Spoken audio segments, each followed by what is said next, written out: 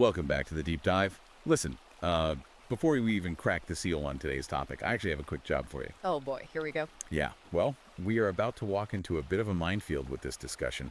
It's the kind of deep dive that, honestly, most shows are just too scared to touch.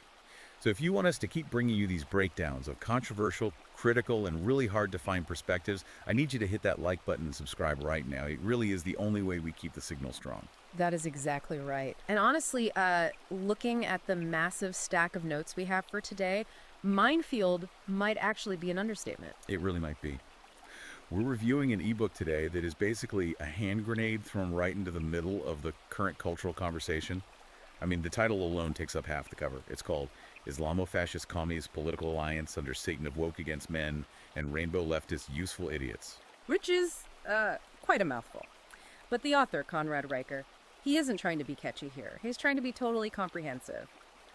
The book is this ultra-long, incredibly incisive and fascinating critique of our modern institutional landscape. Exactly. And I do want to say right up front, we are going to unpack the core arguments of this text today, but it is a really dense book. Very dense. Yeah. So if you're listening to this and you feel that click of recognition, like someone is finally putting words to the exact things you've been seeing in society, you really need to go to Amazon Kindle or Google Play Books and buy this ebook right now. Yeah, especially for the audience tuning into this space, the men's rights activists or the red-pilled manosphere guys. Yeah. Riker basically frames this entire book as a manual to understand the battlefield before it was captured. Right, a battlefield. And he doesn't start with high theory, which I appreciate. He starts with this story in the preface that I think is really going to hit home for a lot of our listeners. Oh, the catalyst story. Yeah, let's start there. Riker describes the scene where he witnesses a 42-year-old man, and this is a combat veteran, a guy who has seen actual war, sitting in his car, just completely breaking down and sobbing. And it wasn't PTSD from overseas. No, not at all. This man had just been fired from his corporate job, and the reason he was fired, he refused to sign off on this corporate diversity training module that literally required him to label himself as toxic simply because he was a white, heterosexual male. I mean, just think about that for a second.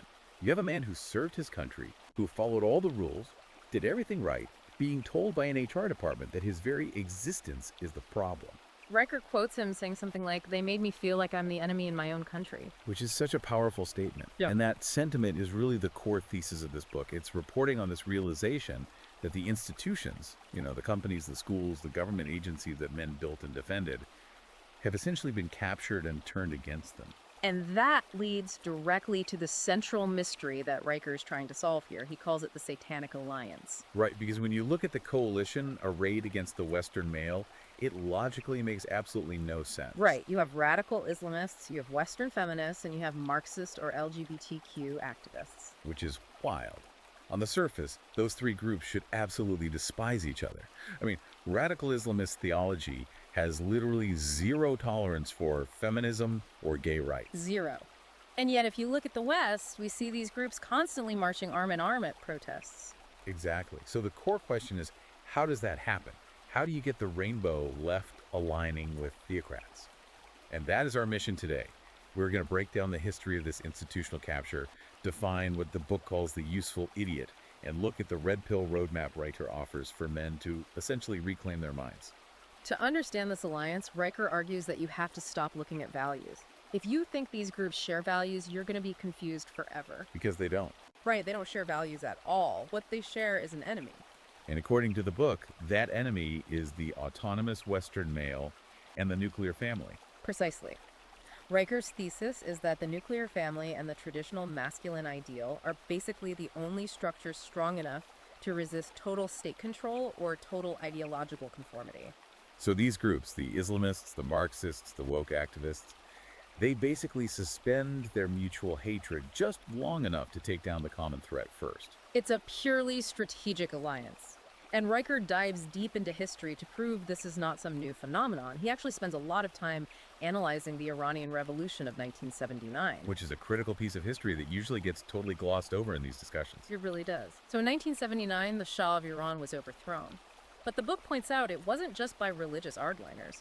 The revolution was heavily supported by Western intellectuals, leftists, and feminists. He specifically mentions Gloria Steinem in this section, doesn't he? He does.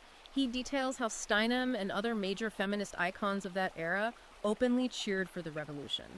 They viewed Ayatollah Khomeini not as this religious authoritarian, but as an anti-imperialist hero. They convinced themselves this was a liberation movement against the great Satan of the West. Riker even notes that Steinem made comments framing the mandatory hijab as a rejection of the male gaze. Which is quite a take when you look at history.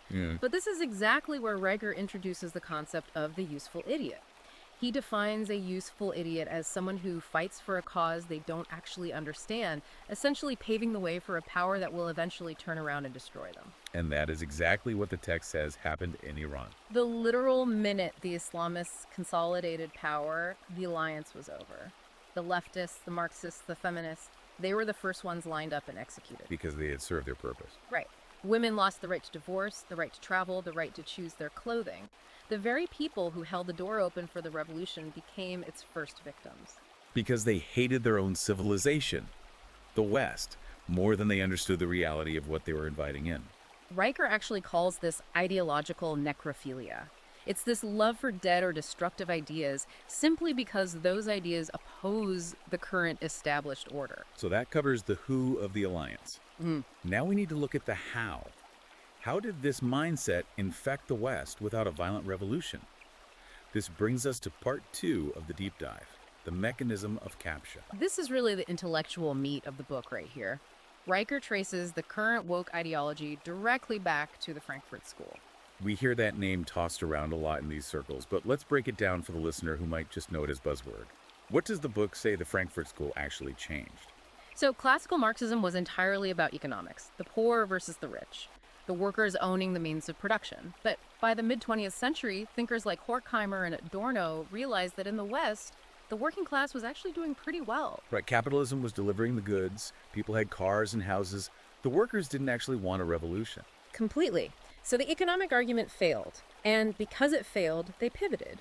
They moved the framework from class struggle over to identity struggle. They realized if you can't mobilize people based on their bank accounts, you mobilize them based on their race, their gender, and their sexuality. Exactly. They took that classic oppressor versus oppressed template and just copy-pasted it onto culture. And that is what allows them to destabilize the society from within, working through the institutions like universities and HR departments. Right. And Riker brings in a very specific, fairly controversial psychological concept here to explain how this took hold so deeply.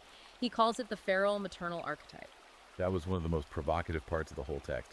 Unpack that concept. He argues that the female biological instinct to nurture and protect, which obviously is vital for raising helpless infants, has been essentially weaponized and applied to fully grown adults. Which creates this culture of absolute safetyism.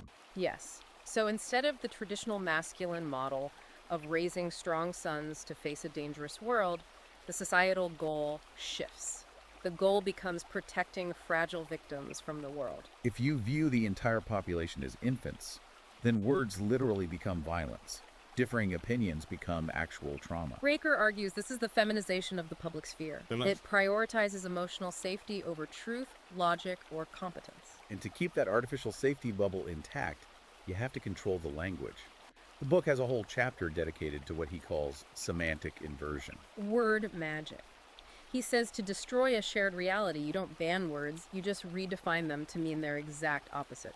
Riker points to the word equity as the prime example. Which most regular people still think means fairness or equal opportunity. But in this new ideology, the text argues equity means forcing equal outcomes by explicitly discriminating against whichever group is labeled the oppressor. It is the exact opposite of equal opportunity. He does the same thing with the word inclusion. Right. Inclusion now means explicitly excluding anyone who dissents from the narrative. It creates this closed loop. If you question the inclusion policy, you are by definition an exclusionist who must be purged. It's a linguistic trap. Yeah. And it creates this hierarchy of victimhood that we see playing out everywhere. This is what intersectionality is. The book describes it as a modern caste system. Your moral authority in society is determined entirely by how many oppression points you can claim based on your identity. He brings up that Code Pink trip to Tehran again as the perfect real-world example of this. Right. Western feminists taking photos and smiling with officials of a regime that brutally oppresses women. Because in this intersectional hierarchy, hating America grants you more moral points than protecting women. The white male having 0 oppression points in this system, is placed at the very bottom. He has no moral standing to speak. According to the framework Riker is exposing, the Western male is guilty simply by existing. Which brings us to part 3 of the deep dive, the war on masculinity and the resulting exodus. We talked about the veteran being fired at the start, but the book argues this is happening on a massive societal scale. The statistics Riker presents in Chapter 17 are genuinely staggering. He notes that something like 40% of men aged 25 to 34 are currently living with their parents. We're seeing the massive rise of herbivore men. Referencing the trend in Japan, guys who have just completely stopped pursuing relationships, stopped pursuing high-stress careers. They're just checking out. And the mainstream media usually spins this as a failure to launch. They call these men lazy or entitled. But Riker defends them. He says, no, these men are actually being hyper-rational. They're analyzing the cost-benefit ratio of modern society and making a logical choice. Exactly. Why is checking out rational? Well, look at the incentives he lays out. If the corporate world explicitly labels your natural ambition as toxic, and if the legal system turns marriage into a massive liability where you can lose your children and your adults without being at fault, and if the culture constantly tells you your natural instincts are inherently evil, why would you play a game where the rules are rigged against you? it's a strike. Riker frames it as a silent strike by the productive class of men. It is. But the cost of this strike is incredibly high. Riker highlights the suicide and mental health gap. 80% of suicides are men. But because men are categorically labeled the oppressor in that hierarchy we talked about, there is almost zero institutional empathy or funding for this crisis. It's like they are entirely invisible. Riker also talks about the erasure of men in other ways. He brings up the sports issue. The Laurel Hubbard case. Riker focuses on this not just as a sports story, but as a massive gaslighting event. You had a female weightlifter, a silver medalist who trained her entire life, losing her spot to a biological male. And the entire culture was instructed to applaud it. We were told that if we trusted our own eyes, if we noticed the obvious biological reality, we were bigots. Riker argues this is a deliberate tactic designed to break a man's connection to objective reality. If they can force you to agree to something you know is empirically false, they own your mind. He also mentions the suppression of crime data in Sweden to back this up. Right. Swedish police literally stopped reporting the demographics of crime statistics because the actual data contradicted the government's multicultural narrative. Riker's point is that the Alliance cares far more about protecting the ideology than protecting actual citizens from violence. It is heavy, dark stuff. The picture he paints is bleak. But the book is fundamentally a roadmap because it does offer a way out. Part 4 is about the solution. Riker calls it reclaiming the trivium. And it's important to note, he doesn't tell men to just go out and protest or complain. He tells them to get smarter. He advocates for a strict return to the trivium. Logic, rhetoric, and grammar, the classical tools of a free mind. Riker argues that the left, the Satanic Alliance, relies entirely on emotion, confusion, and lived experience. Which is usually just a convenient shield for my feelings. Right. Riker says the red pill response to this cannot be more emotion. It must be logic. Logic is masculine. It is structural. It is objective.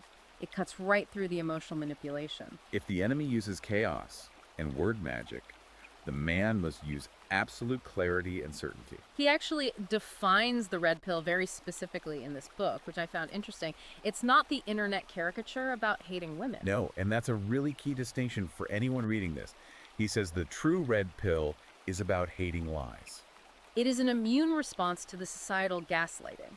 It is the realization that your male instincts, the drive to protect, to provide, to lead, are not toxic defects. They are the actual immune system of civilization. He talks about this counter-revolution taking place right now, the return of the trad dad. The return of the hero. Yeah. Riker sees a growing movement of men who are quietly building independent communities.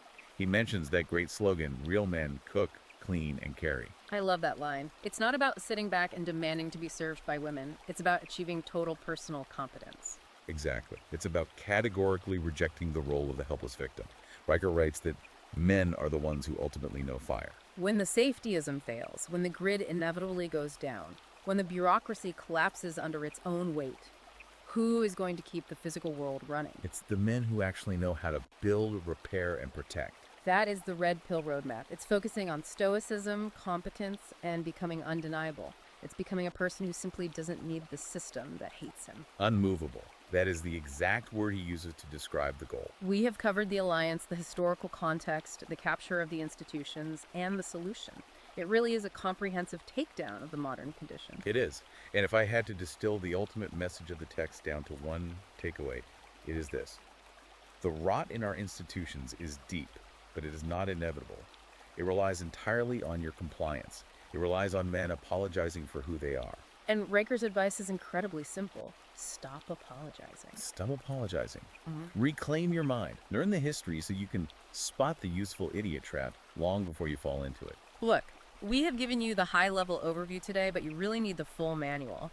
This is the kind of deep dive book that permanently changes how you read the news.